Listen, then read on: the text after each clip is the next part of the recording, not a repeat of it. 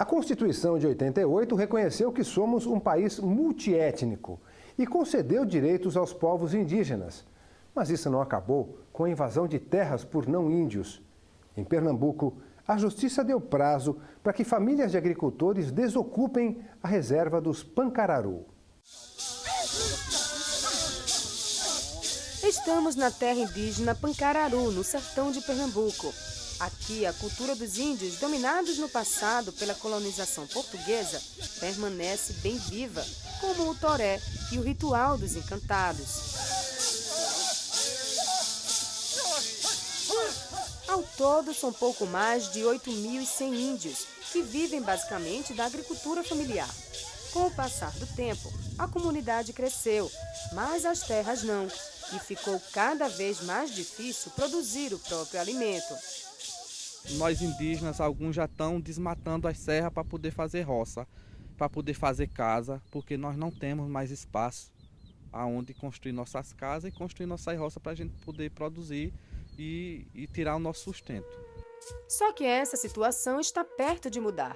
A Justiça Federal determinou a desocupação de cerca de 2.000 hectares de terras que pertencem à aldeia Pancararu. O decreto da homologação do território, que fica no município pernambucano de Jatobá, foi assinado há mais de 30 anos. Em 1940, foi feita a primeira demarcação da terra Pancararu pelo SPI, que era o Serviço de Proteção ao Índio. O território demarcado inclui toda essa área, que abrange parte dos municípios de Tacaratu, Petrolândia e Jatobá, somando 8.100 hectares. Mas, até hoje, cerca de 20% deste território estão ocupados por não-índios. Boa parte desses moradores vive na região desde que nasceu. São pequenos agricultores familiares que construíram 4 comunidades que moram há mais de 300 anos e não podem ficar à margem da sociedade. Mas os Pancararu reivindicam essa terra. Eles dizem que, além de ter um vínculo afetivo, a área é ideal para a agricultura dos indígenas. Essas terras, elas são mais férteis. Elas hoje estão localizadas quase, eu posso dizer, numa planície, em terras planas. Na tentativa de fazer uma desocupação pacífica, a Justiça Federal mediou alguns acordos entre os não-índios e os líderes da aldeia. Mas os prazos não foram cumpridos e o clima ficou tenso. Os líderes da aldeia Pancararu passaram a fazer parte do Programa Estadual de Proteção dos Defensores dos Direitos Humanos. Mas quando ia começar a desocupação com a força policial, os não-índios entraram com um novo pedido à Justiça. Queriam o pagamento antecipado das indenizações e a garantia de terras férteis para todas as famílias que seriam retiradas do local. O que nós estamos reivindicando é o direito de continuar sendo cidadão e ter onde produzir, sair de uma terra e ir para outra. E isso nem o governo, nem os órgãos foram capazes de dar.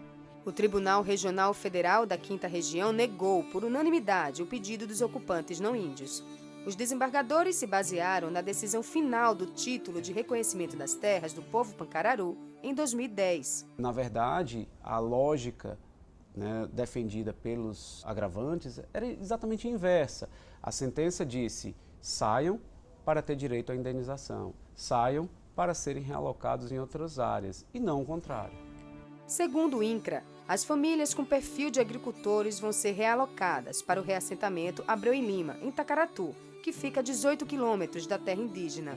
E estão depositados em juízo mais de 5 milhões de reais para essas indenizações. O INCRA está providenciando esse reassentamento, ofertou 95 vagas no PA Abreu e Lima, que é no município de Tacaratu, próximo à terra indígena, para que haja esse reassentamento, mas há uma recusa sistemática dos poceiros em se deslocarem para essa área. Do total, 45 famílias aceitaram as condições do INCRA e deixaram as terras indígenas, mas a maioria não aceitou. A nossa reivindicação é que tenhamos condições e terras para sobreviver no município de Jatobá, porque o Abreu e Lima é em outro município e é uma terra inviável porque é desclassificada segundo a Embrapa, sem qualidade alguma, e as nossas comunidades produzem e vivem do que plantam. Mesmo diante das reivindicações, o magistrado explica que a decisão levou em conta os direitos dos povos indígenas, previstos na Constituição Federal. Que é justamente o que dispõe o artigo 231 da Constituição, quando defere aos índios a proteção às suas terras, os costumes, a sua história, e não havia por que, nesse caso, prevalecer um direito de moradia, que inclusive poderia ser,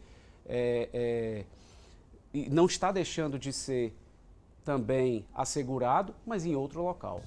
Com isso, foi definida, então, a retomada imediata do plano de desocupação das terras indígenas.